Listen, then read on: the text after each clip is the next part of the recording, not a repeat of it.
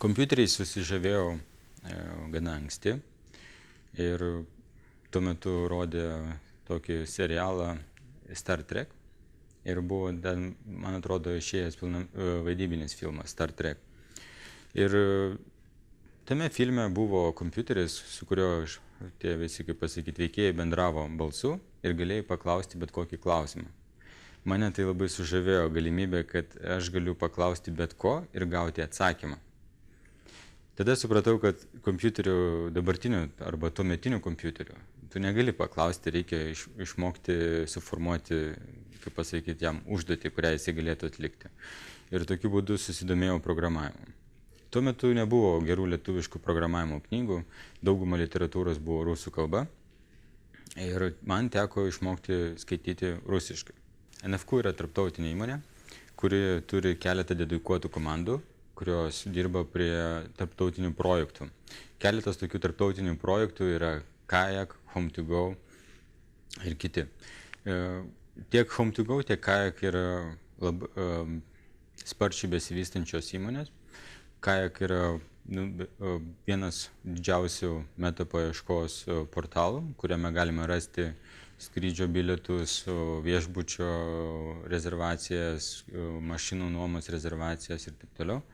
O Home2Go yra būtent laisvalaikio būstų nuomos paieška. Dedikuotose komandose yra glaudus ryšys tarp kolegų. Galima sakyti, tai yra draugystė. Ir būtent NFQ labai skatina tokį dalyką, tai yra įvairius team buildingo arba komandos dvasios ugdymo užsiėmimai. Tas glaudesnis tarpusavio ryšys labai yra svarbu, kada reikia atlikti kritinės užduotis. Nes, tarkim, atsiranda pasitikėjimas, atsiranda, kaip pasakyti, žinojimas, kaip bendrauti su tuo kolega. Taip pat yra labai svarbu, kad reikiamų momentų vienas kitam pagelbėtų. Ne viskas gyvenime yra saldu ir ne viskas yra įdomu. Ir iš tikrųjų universitete pakankamai yra įdomių dalykų ir yra neįdomių dalykų. Ir gebėjimas, tarkim, įsisavinti medžiagą, kuri galbūt tau nėra įdomi iš pat pradžių, bet galbūt jinai tampa įdomi, kada tu jau įsisavinai ją. Nes atrodo, mes galim labai lengvai pasakyti, kad šitas manęs nedomina. Bet universitetas priverčia susipažinti su to dalyku, priverčia suprasti tą dalyką ir tu pradedi kartais sakyti, wow, čia labai įdomu, aš net nebandžiau to ir nežinojau, kad tai bus taip smagu. Yra žinios, kurios man labai patiko, yra, kaip pasakyti, įgytos savybės ir yra toksai, kaip galima pasakyti, patirtis. Tai iš įgytų žinių, tai įvairių dalykų fundamentalios žinios. Ta pati matematika, ta pati kompiuterinių tinklų pagrindinės žinios. Įgūdžiai. Iš įgūdžių tai pirmas dalykas padaryti darbą iki galo. Nes labai lengva pradėti kažką tai ir nepabaigti. Universitetas reikalauja pabaigti. Nes tu negali, tarkim, pradėjau domėtis matematiką ir, nebuvo laiko, numečiau. Tu turi pasiruošti, kaip pasakyti, kontroliniam, išlaikyti tą kontrolinį gebėjimas bendrauti su įvairiais žmonėmis.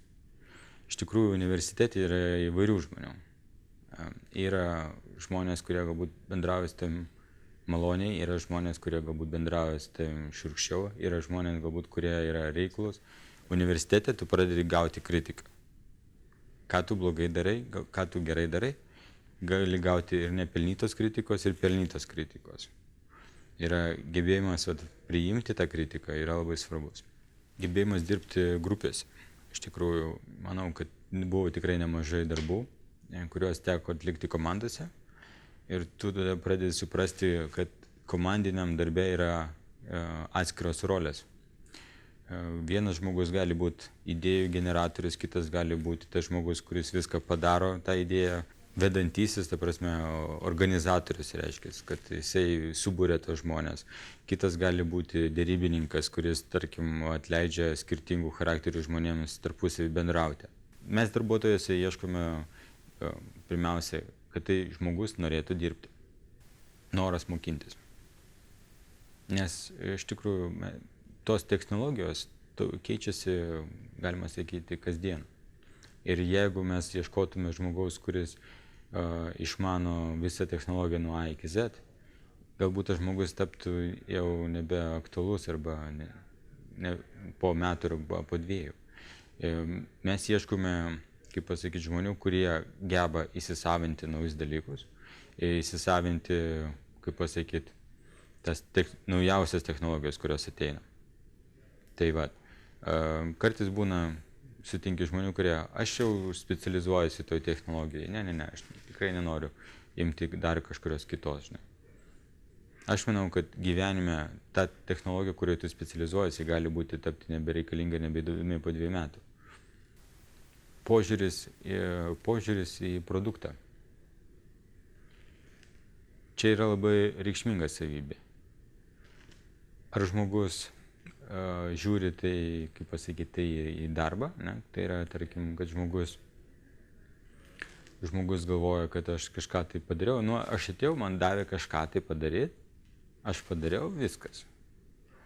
Ar žmogus, jisai kaip pasakyti, domisi to produktu ir nori padaryti geresniu. Mes norim, kad tas žmogus galvotų apie tą produktą. Ir ne tai, kad jam pasakėjai, ką reikia daryti, o jisai pasako, reikia daryti taip, darom, patvirtini.